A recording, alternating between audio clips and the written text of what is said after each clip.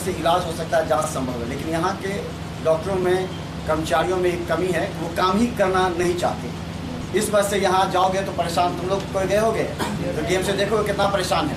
लेकिन अब धीरे धीरे सुधर रहा है और हम वादा करते हैं कि 3-4 महीना में तुमको लगेगा कि DMCH में कहीं से भी जाओगे तो स्वाभाविक रूप से काम होगा। अभी तक 13 बच्चे का जान हम बचाएं अभी जोड़े हैं तो, और कल खुद रिपोर्टर के भतीजे का भर्ती कराया। 14 बच्चों को सिलेबस कंप्लीट नहीं कराया गया था। हमने मिशन चलाया था कि जो सिलेबस कंप्लीट नहीं करे वहाँ पढ़ो मत और ना पढ़ने दो, क्योंकि उससे तुम्हारा तो भविष्य चौपट हुआ, लेकिन तुम्हारे साथी का भी, तुम्हारे जूनियर का भी भविष्य चौपट हो जाएगा। और तुम्हारा भी नैतिक जिम्मेवारी है कि जहाँ ईमानदारी से सिलेबस पूरा होता है NCERT के साथ, वहाँ पढ़ना चाहिए। अगर नहीं तो नहीं पढ़ो, पैसा तो कहीं भी देना है। तो हम जगह जा कर के हम ये आज से प्रारंभ हम कर रहे हैं, बस 2-3 दिन का मिशन है हमारा। जरा अपनी नब्ज को टटोलिए। 12th का एग्जाम होने वाला है फरवरी में, फर्स्ट वीक में, यानी जनवरी तक। कितने महीने बचे हैं? 4 महीने बचे हैं।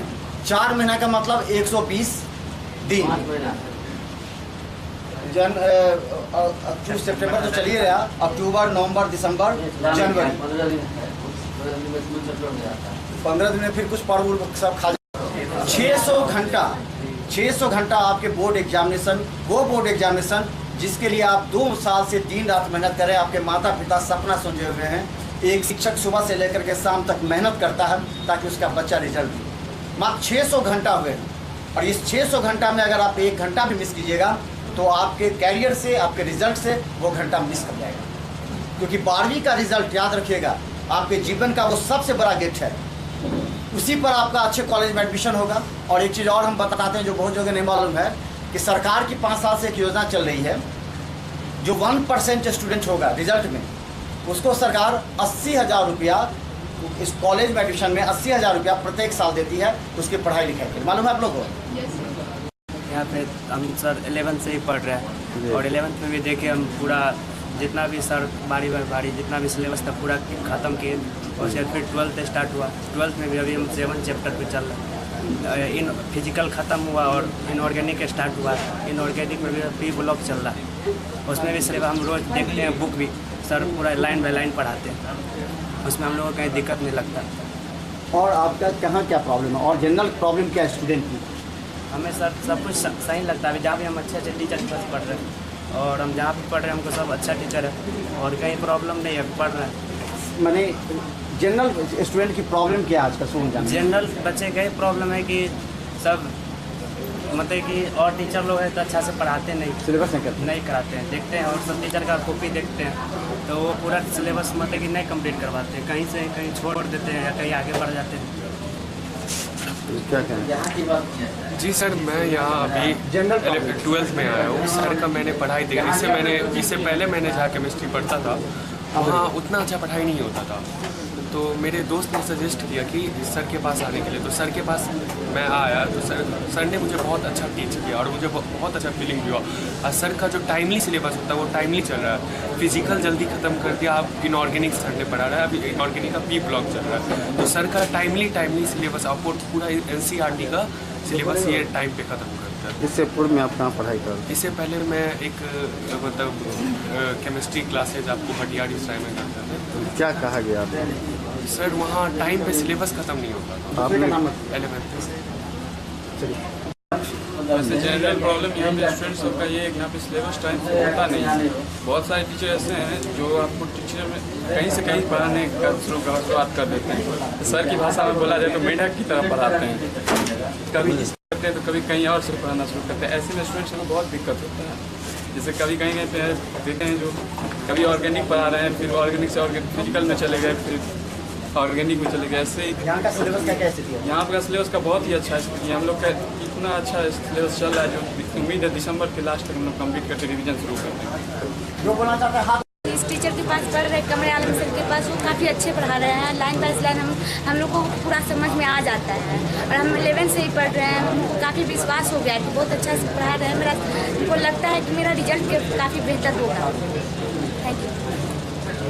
से कमरे आलम सर के पास पढ़ते हैं, तो सर बहुत अच्छे पढ़ाते हैं और केमिस्ट्री में तो पूरा चैप्टर ख़त्म किया और चैप्टर के साथ हर लाइन हर टॉपिक पढ़ाए। ऐसा नहीं कि चैप्टर पढ़ाए और टॉपिक छोड़ दी, क्यों पूरा टॉपिक पढ़ाए, जिसकी वजह से हम लोग 12th में कोई प्रॉब्लम नहीं, क्योंकि लाइन बाय लाइन समझ जाते हैं और सर को ज़्यादा समझाने की ज़रूरत भी नहीं पड़ती, क्योंकि हम लोग का इंग्लिश भी स्ट्रांग हो गया, क्योंकि सर इंग्लिश भी साथ साथ 11th में बहुत अच्छी ज़बरदस्त इंग्लिश भी पढ़ाए, जिसकी वजह से इंग्लिश भी हम लोग को बहुत अच्छा हो गया और इंग्लिश समझ में भी आते हैं। और इस क्लास में तो कोई प्रॉब्लम नहीं है और दूसरे क्लास में कोई प्रॉब्लम नहीं सर की। कोई अच्छी बात है जो मुझे अच्छी लगती है, जैसे सर हम सिर्फ 12th में आए हैं और 11th का ऑर्गेनिक में मेरा छूटा हुआ है, तो वो हमको ना 12th में 11th का ऑर्गेनिक पढ़ा रहा अभी संडे को, जो हमको बहुत अच्छा लगा। बोले कि अगर तुम्हारा 11th का ऑर्गेनिक छूटा है तो 12th पूरा बिल्कुल नहीं होगा, तो वो पढ़ा रहे संडे वो अच्छी बात लग रही है और सब क्लास में भी अच्छा ही पढ़ाई हो रहा है, सिलेबस सही चल रहा है। अच्छा पड़ता है जो 11th के ऑर्गेनिक और इनऑर्गेनिक है जो वो काफ़ी 12th के लिए काफ़ी इंपॉर्टेंट होता है। अगर जो इस चैप्टर को छोड़ता है वो 12th को ही छोड़ देता है।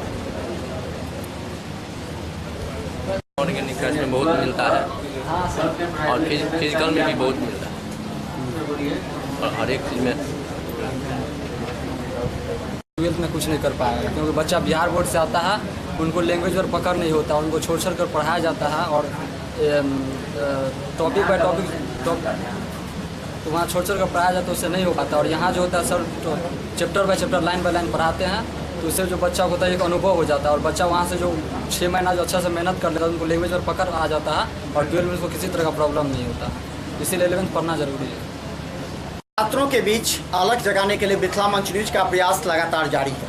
हम चाहते हैं कि छात्रों का रिजल्ट बेहतर हो और हर वर्ष पिछले वर्ष की तुलना में हम लोग चाहते हैं कि छात्रों को अवेयर करके जहां कमी है उसे दूर करने के लिए का प्रयास किया जाए। और इसलिए जितने बड़े अनुभवी शिक्षक हैं उनसे हम मिलते हैं और उनसे जानने का प्रयास करते हैं कि आखिर रिजल्ट बेहतर कैसे हो 2019 का।